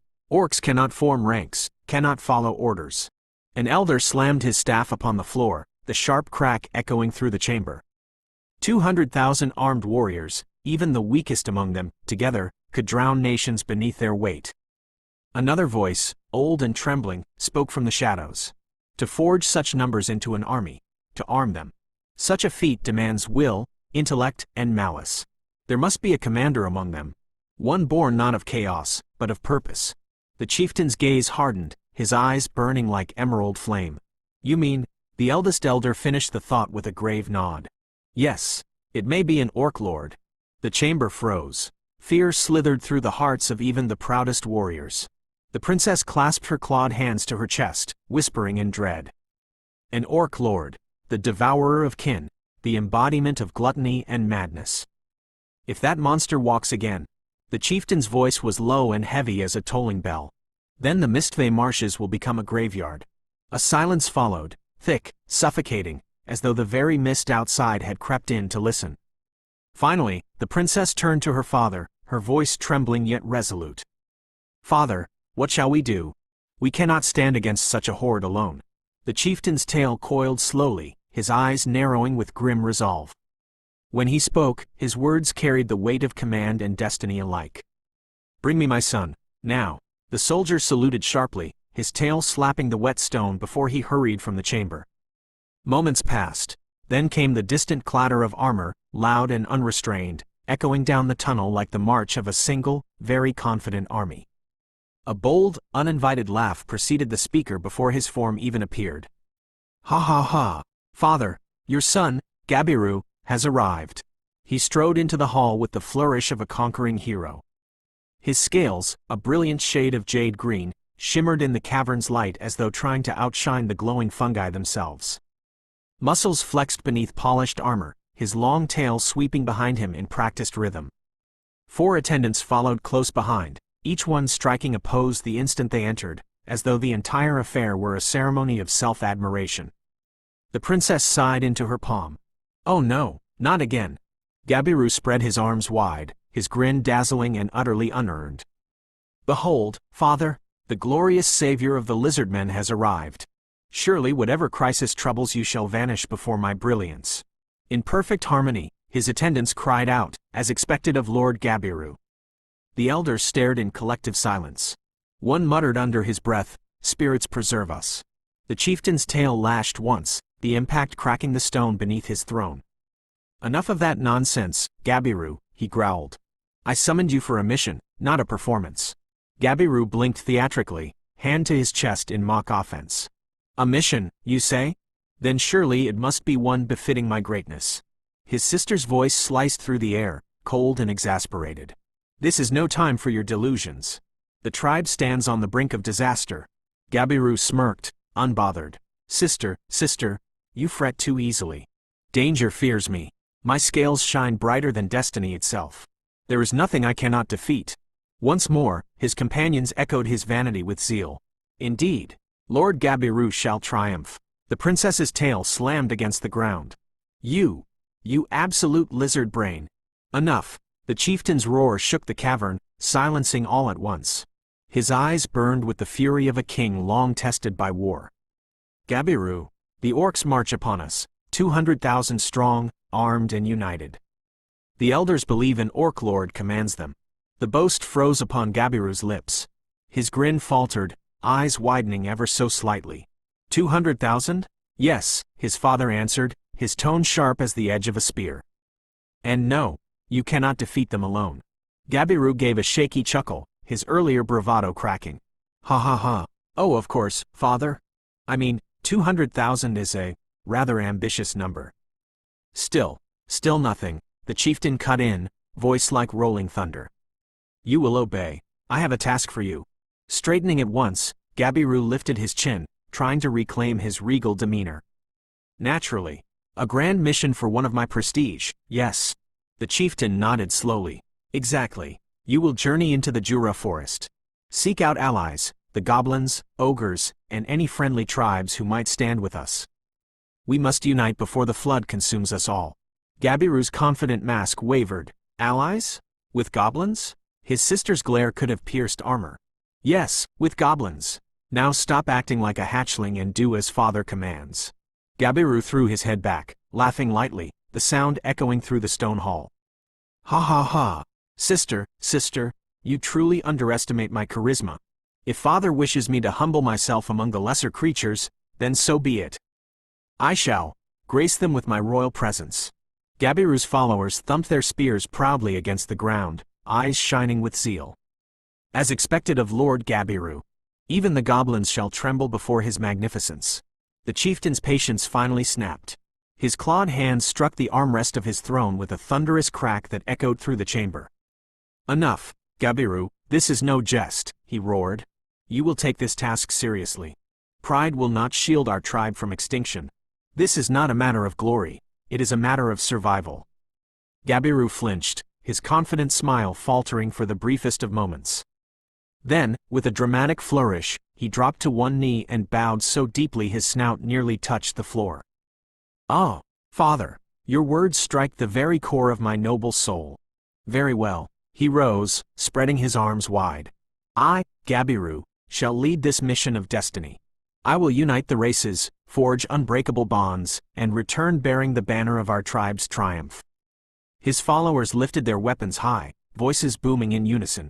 "Glory to Lord Gabiru, glory to the tribe." The princess let out a weary sigh, her palm meeting her forehead with practiced precision. "Oh spirits, he's going to cause an incident before the day is done." The chieftain exhaled slowly, rubbing his temples with visible restraint. "Enough speeches. Go, Gabiru, take your retinue and do not return until alliances are forged.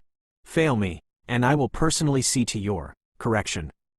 Gabiru straightened proudly, chest puffed out like a hero from legend. "Understood, Father. Worry not, by the time I return, the entire forest shall sing the name of Gabiru the Great." With a grand sweep of his cloak, nearly tripping over his tail in the process, he spun dramatically toward the exit. His companions immediately struck poses worthy of a stage play before marching after him in perfect rhythm, their synchronized steps echoing down the damp corridor until only silence remained. For a long moment, no one spoke. Finally, the princess exhaled a long, tired breath. "Father, please tell me you have a plan that doesn't rely on him." The chieftain leaned back into his throne, one claw tapping idly against the stone. His eyes were distant, ancient, and heavy with thought. "He may be a fool," he murmured, "but fools sometimes move where the wise dare not. The smaller races may heed his confidence more than our caution. And if they do not—" He paused, his tail curling slowly. "Then perhaps his recklessness will at least draw the Orc Lord's gaze elsewhere." The princess frowned deeply. "That's not a strategy, Father. That's suicidal." A faint, bitter smile crept across the chieftain's face. "Perhaps. But it's also the only plan Gabiru won't find a way to ruin." Despite herself, the princess let out a soft laugh, though her eyes glimmered with worry. "Let's hope his arrogance doesn't get him, or anyone else, killed." The chieftain's gaze drifted toward the cavern entrance, where faint light struggled against the mist. "So do I, my daughter," he said quietly. "So do I." Outside, thunder rumbled over the marshlands, and the croaking of frogs rose with the rhythm of an approaching storm. The air grew heavier, the mist thicker, as if the world itself held its breath for the calamity to come. Chapter 19. Lord Gabiru 4 days later. The morning mist drifted lazily through the dense trees of the Jura forest, curling like silver breath around moss-clad trunks. Shafts of sunlight pierced the canopy, painting the forest floor in molten gold. Birds called distantly, their songs faint against the steady march of armored feet. At the front strode Gabiru, his emerald scales glinting beneath the filtered light, tail flicking with every agitated step. Mud splashed beneath his boots, yet he carried himself with all the poise of a prince on parade. Behind him, his weary followers trudged on, tired, hungry, and far too polite to question their lord's enthusiasm. "Unbelievable," Gabiru's voice rang out, slicing through the morning calm. 4 days. 4 entire days wandering these accursed woods, and not a single goblin tribe deemed worthy of my divine leadership. Truly, the forest conspires to delay destiny itself. A smaller lizard man, clutching a half-torn map, spoke nervously. "Lord Gabiru, we did find villages, but they were deserted. Not a soul remained. It's as though the goblins vanished overnight." Gabiru spun on his heel, his tail whipping dramatically through the air. "Vanished? Without informing me? Insolence beyond measure. Even the lowliest of goblins should sense the radiance of my presence." Another follower, trembling slightly, raised a claw. My lord, there is one last settlement noted here, deeper in the forest. Perhaps the goblins have gathered there?" Gabiru folded his arms, scales catching the light like polished emeralds. HMPH. Very well. Let on. Perhaps this final refuge shall have the honor of beholding my magnificence, and pledging loyalty to Lord Gabiru, future savior of the forest. His followers exchanged uncertain glances but obeyed. The group pressed onward through tangled vines and murky marshland, the air thick with mist and magicule hum. The scent of earth and distant fire grew stronger with each step. Then, without warning, the forest opened before them. Gabiru froze mid-stride. What in the name of the ancestors? Below, beyond a veil of rising mist, lay a settlement unlike any they had ever seen. Wooden houses stood in perfect rows, their roofs clean and freshly built. Smoke curled from forges and kitchens alike. The rhythmic sound of hammers, laughter, and footsteps blended into a single pulse of life. Monsters of countless races worked side by side in harmony, armed, trained, and thriving. One of the lizardmen dropped his spear, stunned. A city? Built by goblins? Gabiru stared, his jaw slack. A city? His voice rose an octave in disbelief. Does this, he gestured grandly at the site below, look like a mere village to you? This is a kingdom in the making. The follower with the map scratched his head. The map did say, small goblin camp, Lord Gabiru. But it might be a little outdated. Gabiru's eyes gleamed with sudden inspiration. He rubbed his chin, smirking like a conqueror glimpsing destiny. HMPH. A city such as this. Yes, if I were to claim it in the name of the lizardmen, Father would surely hail me as a hero. The great holy Gabiru city. Ah, what a splendid sound. His followers immediately cheered, eyes shining with exaggerated admiration. As expected of Lord Gabiru. Truly visionary. With his chest thrust forward and his pride blazing brighter than the morning sun, Gabiru lifted his head high and strode toward the unseen gate, each step echoing with unearned confidence and destined absurdity. Rimuru City. Inside the main hall of Tempest's central building, an unnatural tension hung in the air. The great chamber, usually filled with laughter and warmth, now felt like the waiting ground before a great calamity. Rimuru sat at the long obsidian table, one arm resting on the armrest of his chair, golden eyes gleaming faintly beneath the chandelier light. The runic carvings on the walls pulsed in rhythm with the city's mana, but even the runes seemed to dim, as if aware of the impending disaster. Beside him sat Shizu, composed yet curious, her porcelain face serene as her purple eyes swept the room. Across from them, however, the Kijin council looked anything but calm. Benimaru's jaw was clenched tight, the flame of his aura flickering nervously despite his efforts to appear unbothered. Kayan had her head bowed, whispering fervent prayers to the spirits as if preparing for battle. Hakuro was stroking his beard while gazing at the ceiling, muttering, "Ah, what a fine day to die, perhaps." Rimuru's brow twitched. Why do you guys look like you're about to face a demon lord?" Benimaru stiffened, forcing a smile that could have cracked stone. "No reason, Rimuru-sama." Kayan didn't even lift her head. "Oh great spirits, please, not today, not again." Hakuro exhaled like a monk accepting his fate. "The clouds are quite peaceful today. Perhaps they'll carry us gently to the heavens." Rimuru blinked, suspicion creeping into his voice. "Okay, now I'm really concerned." Shizu tilted her head, a small frown tugging at her lips. Her silken hair slid off her shoulder like flowing ink. "Rimuru, what's going on? We came here to test Shien's new recipe, right?" Her calm tone didn't match the flicker of unease in her eyes. At the far end of the table sat Ethan, Lyra, and Saphira, newer faces to this strange city, and thus blissfully unaware of what awaited them. Ethan was sitting straight, his sword at his side, looking confident but puzzled. Lyra leaned in toward him, whispering, "Why are they all acting like we're about to go to war?" Saphira, ever composed, crossed her arms and studied the others. "It seems they fear the meal," she murmured, the faintest chill running down her spine. Rimuru suddenly went still. Memories resurfaced like ghosts from another life. Terrifying, nauseating ghosts. Shien's early cooking. He had forgotten how catastrophic it used to be. "Oh crap, I actually forgot. For 10 years in the last timeline, I got used to her cooking because she learned.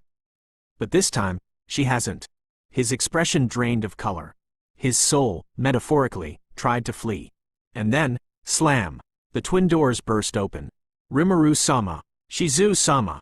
Xian's voice rang out like a bell of doom.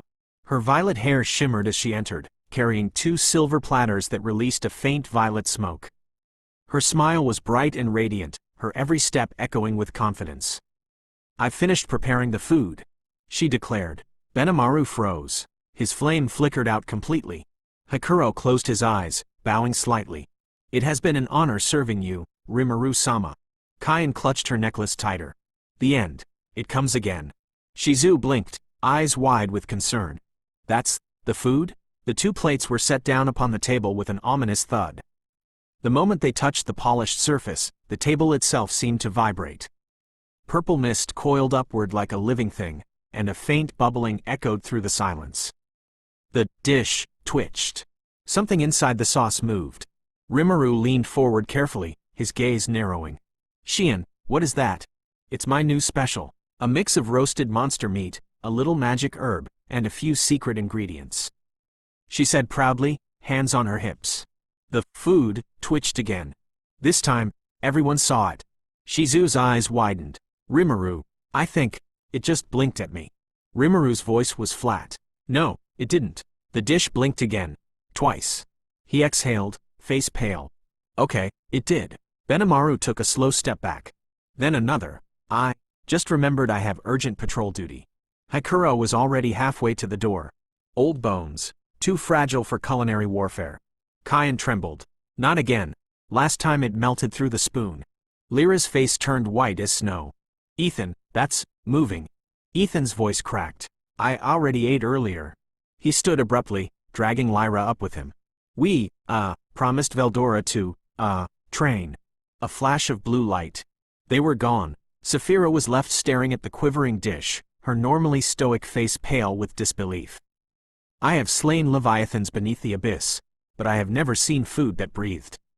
She looked helplessly toward her master. "Rimuru-sama, it's alive." Rimuru managed a strained smile. "Yeah, and unfortunately, so are we." For now. Xian stood proudly at the end of the table, oblivious to the waves of terror radiating from everyone. "Please enjoy. I worked so hard on this." The dish bubbled louder, releasing a puff of violet smoke that curled into strange runes midair before fading. The scent that followed made even Hikuro's battle-hardened eyes water. Benimaru covered his nose. It smells like death wrapped in perfume." Kaien's knees gave out. "My ancestors forgive me." Saphira shielded her face with her angelic wings. Shizu clutched Rimuru's sleeve tightly. "Louis, what are we supposed to do?" In his mind, Rimuru screamed. "Seal, is Gobta not here?" "Yes, he is here." "In 5 seconds, turn your spoon slightly to the right and release." Rimuru blinked. Okay?" 5 seconds later, Shizu, trembling slightly, picked up her spoon. Her hands were steady only by sheer willpower. "Rimuru, you first." Rimuru nodded gravely, his expression that of a warrior about to sacrifice himself for the greater good. "Of course. I'll, go first." He moved his spoon exactly as instructed, twisting it right and letting go. The spoon flew sideways with an audible whiz. A blur flashed through the air, and suddenly Gobta appeared beside the table, half raising his hand mid-sentence. "Hey Rimuru-sama, did you call M?" Splat! The purple mass launched through the air like a guided missile and landed directly in Gobta's open mouth. Silence. Gobta froze mid-breath. His eyes went wide, his body rigid. For a single, horrifying heartbeat, the entire room held still. Even the bubbling dish quieted, as if awaiting judgment. Everyone stared in collective horror. Even Saphira slowly lowered her wings, her expression pale with disbelief. "Gee Gobta, are you okay?" Rimuru whispered cautiously. Gobta twitched once. Twice. His lips parted, and in a strangled tone, he managed to say, It's delicious." And then his entire body turned purple. He dropped to the floor with a dramatic thud, foam bubbling faintly at the corners of his mouth. Kaien let out a strangled scream. "No, not Gobta." Benimaru covered his face, muttering in despair. "Another casualty in the line of duty." Hakuro shook his head solemnly. "A true warrior. His sacrifice will be remembered." Shizu exhaled slowly, setting her spoon down as though handling an explosive. "Thank you, Rimuru, you just saved my life." Rimuru wiped imaginary sweat from his brow. "Don't thank me, thank Gobta's terrible timing." Xian blinked, tilting her head innocently. Oh, did Gobda like it? Rimuru froze, forcing a grin. Well yeah, he liked it so much he's, taking a nap now. Shion beamed, her smile radiant with pride. I knew it. Then I'll make an even bigger portion next time. The room collectively died inside. Benimaru's voice was a hoarse whisper.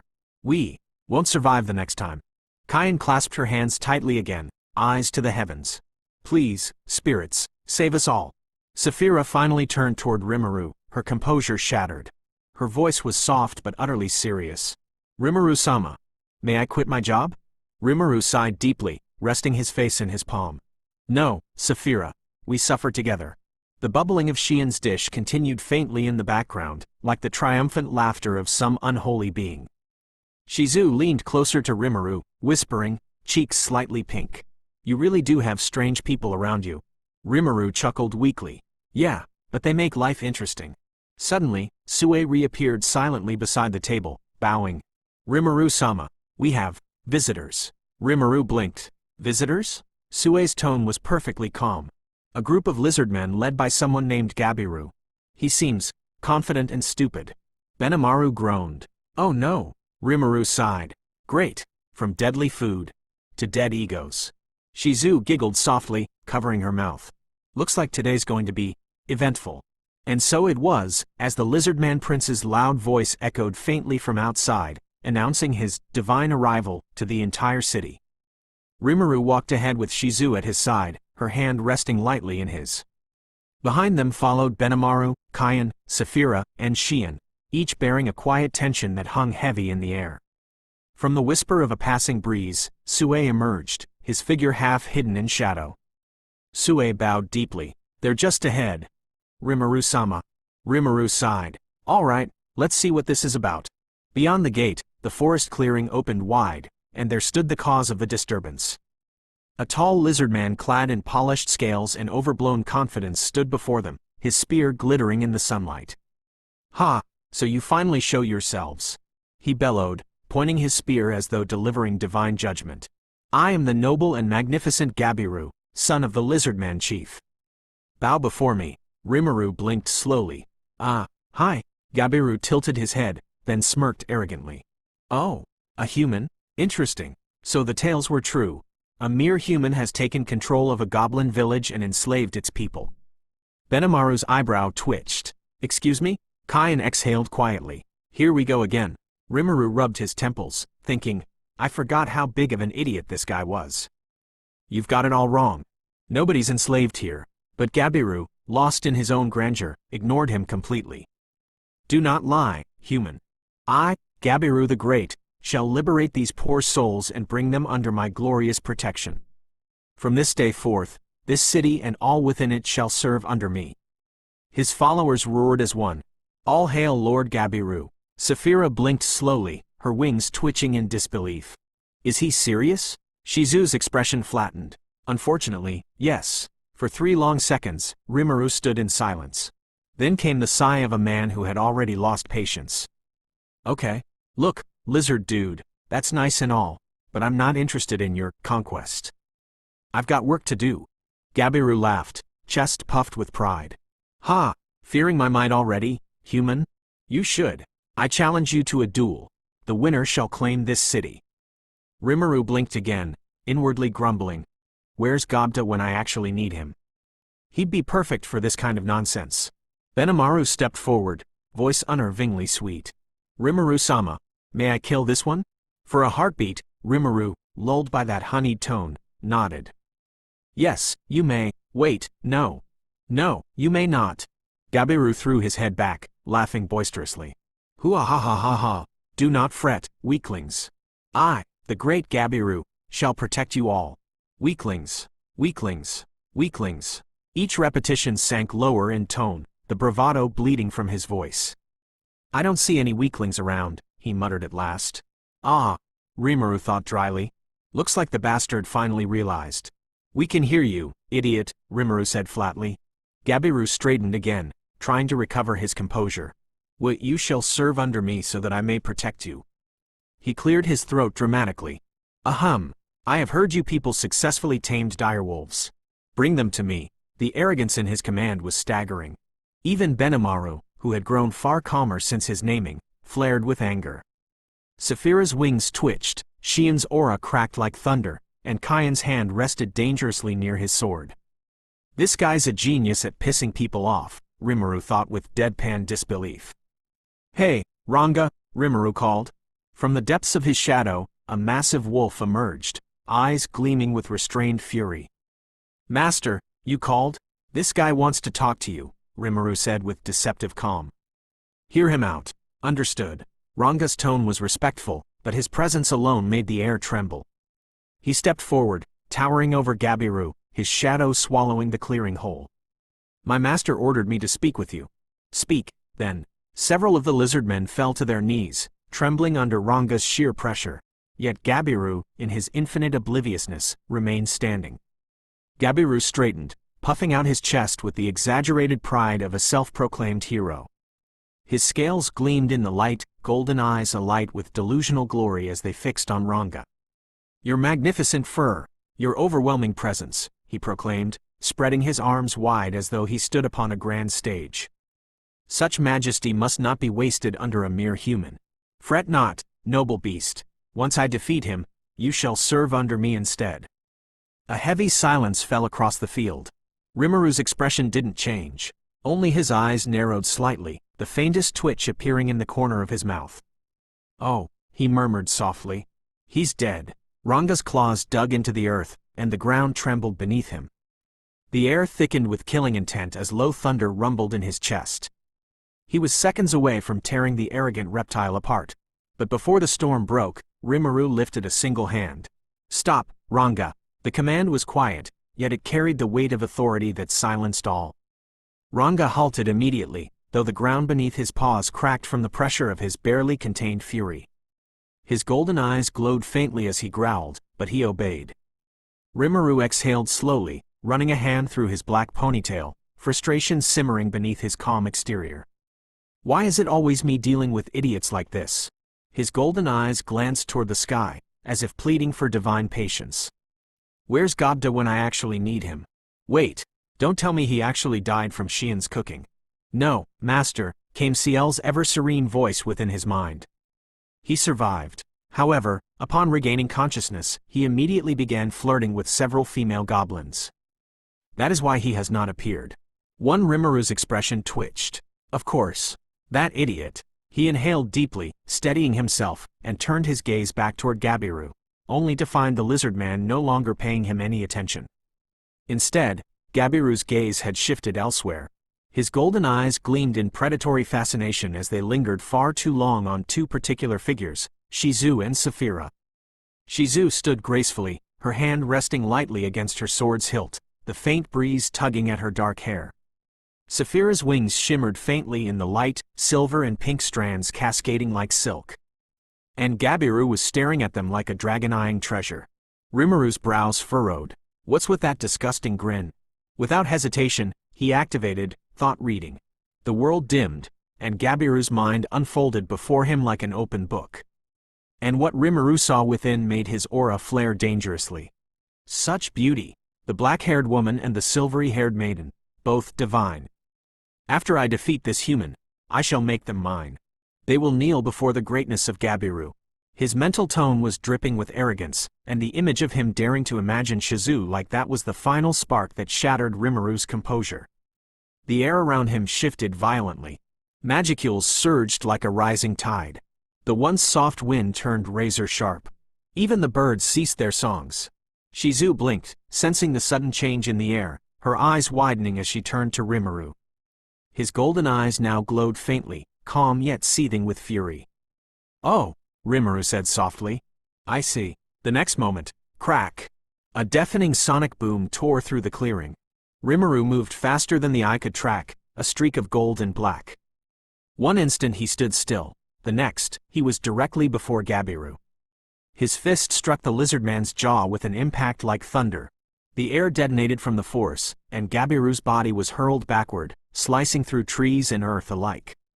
Leaves and dust exploded into the sky as his form vanished into the distant forest, leaving a trail of shattered trunks and disbelief. The shockwave rolled outward, shaking the gates of Tempest, and silence followed. A silence thick enough to crush breath itself. Rimuru lowered his hand slowly, his voice cold as steel. "If any of you care about your lives," he said, each word laced with divine authority, "take your leader and leave. Before I change my mind." For a heartbeat, no one moved. The lizard men stood frozen, eyes wide, trembling in pure terror. Then, as though their instincts finally overrode their pride, they scrambled in panic. "El Lord Gabiru," one shouted. "Retreat, retreat," cried another. In a blur of flailing limbs and terrified shrieks, they bolted into the forest, dragging their unconscious leader behind them. Their fading voices echoed through the trees, a desperate chorus of panic. "Lord Gabiru." And then, silence. The gates of Tempest stood still once more, the wind gently stirring the dust that lingered from the aftermath. The monsters of the city watched in awe and quiet fear, and even the ever-smiling Shion dared not move. Rimuru exhaled, shoulders relaxing slightly as the golden glow in his eyes dimmed. Beneath the calm mask, frustration and protectiveness burned together, a silent vow that no one would ever look at Shizu that way again. And once again, silence reclaimed the gates of Tempest. Rimuru stretched, rolling his shoulders as the dust settled around them. "All right, that's done." His tone was casual, as though he hadn't just launched a lizard-man prince halfway across the forest. "Everyone, meet me in the strategy room later. We've got things to discuss." The others bowed slightly, still processing the sudden explosion of violence that had just ended. Benimaru looked faintly impressed. Kain was muttering a quiet prayer for Gabiru's soul, and even Shion, for once, kept her mouth shut. They began walking back toward the city. The sound of birds slowly returned, cautious at first, then freely singing again as peace settled over Tempest's walls. Shizu walked beside Rimuru, her hands still loosely intertwined with his. The warmth of her fingers lingered, a small, comforting weight that grounded him after the storm. She glanced up at him, her amber eyes soft. "You scared me earlier, you know," she said quietly. "When you got angry." Rimuru paused mid-step, scratching his cheek awkwardly. "Yeah. Sorry about that. Guess I, overreacted a little." "Maybe a little," she admitted, smiling faintly. Then, tilting her head, she asked softly, "But why did you get angry?" Rimuru blinked, caught off guard by the question. "It's nothing. Ignore it, really." Shizu's lips curved into a gentle, knowing smile. "You know," she said, voice barely above a whisper, "you look kind of cool when you get angry." That hit him harder than any spell. Rimuru blinked again, completely speechless for once. A faint, utterly betrayed blush crept up his face. "See, come on," he muttered quickly, turning his head away. "We've got a meeting to get to." Shizu laughed softly, a melodic sound that seemed to make the morning air lighter. "Right behind you, Rimu." As they disappeared into the streets of Tempest, the city slowly came alive again, workers resuming their duties, merchants opening stalls, and the scent of cooking and metal filling the air. And somewhere in the distance, "Hey girls," came Gobta's all-too-familiar voice, loud and proud. "Wanna go on a date date with me?" A moment of silence followed. Then slap, slap, slap. Squeals and laughter erupted as a group of goblin girls descended on Gobta, wielding slippers like divine weapons of justice. Wait, ow! I didn't mean it that way." Rimuru sighed as the echo of chaos reached them. "He's alive, all right." Shizu giggled beside him, covering her mouth. "At least he's consistent." And so, under the rising sun of Tempest, laughter once again filled the air.